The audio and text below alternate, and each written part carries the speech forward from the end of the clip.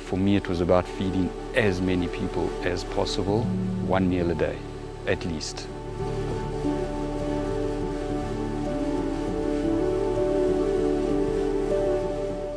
The journey began back in 2014. I was doing a breathing and meditation course through the Art of Living.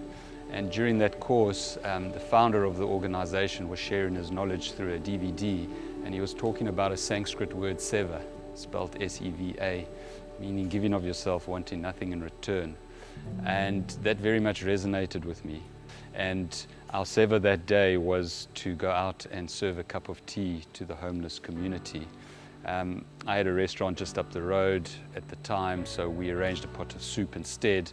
And a long story short, I had an interaction with a homeless person who was walking along Long Street, and he was definitely under the influence of alcohol or something, and he was shouting and screaming, and he was wrapped in a dirty duvet.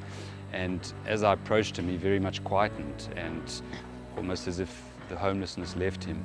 And I offered him a cup of soup, and he thanked me very politely. And then when I walked away, he almost went back into that space where he was. And that was a very powerful moment, that an interaction can restore human beings' dignity, even if it's just for a few seconds, that a pot of soup can do that. It very much touched me. And I thought, restaurant, homeless people in the streets, cooking a pot of soup, it's very easy. So it just literally clicked for me.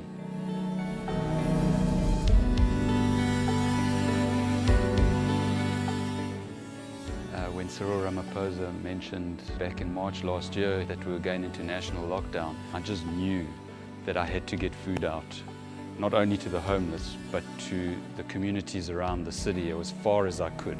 So I started looking at food parcels. We had a business model of supplying bulk supplies to beneficiaries that we were working with previous COVID. And I just thought, well, let's make that bigger. The food parcels was too expensive, too bulky, fed too few people. And so I just started connecting with beneficiaries, with people that had soup kitchens out in the community. And I started supplying them with these bulk parcels to support their soup kitchen so that they could cook food for their people. We hit 50 tons of food a week that we had to get out to the community. So the need was there. It's challenging, the hunger's still out there, it's big, but we just keep doing what we can.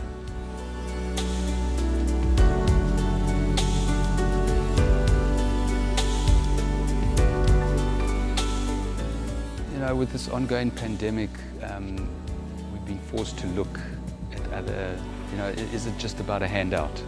How can we move to a handup as well? We don't know anything about farming, so we are looking into it. We're talking with farmers, like now we're going to go out and see a few farmers. A lot of feedback that we're getting from these guys out in the communities is that they struggle to get their food to market, so they can't turn their veg into money to keep going. So like we were a conduit of food supplies to soup kitchens, we're hoping to become a conduit of resources to urban farmers, that we can help them with compost, seedlings, training, whatever it is. And that's our way forward.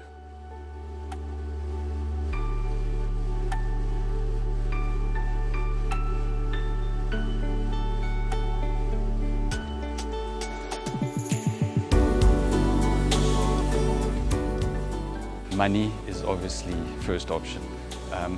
We have to pay for all this. It's not donated to us, and that costs money. Come and make sandwiches.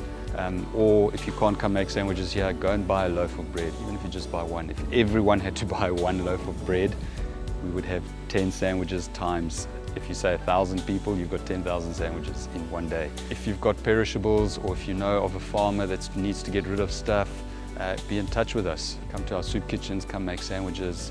Every bit helps. We're almost on 3.8 million sandwiches that we've distributed. That's 3.8 million acts of kindness, I like to call it. We need to do some small act of kindness. If we can all do some small act of kindness every day, whatever it is, not only for Ladles, for anything, the change can happen.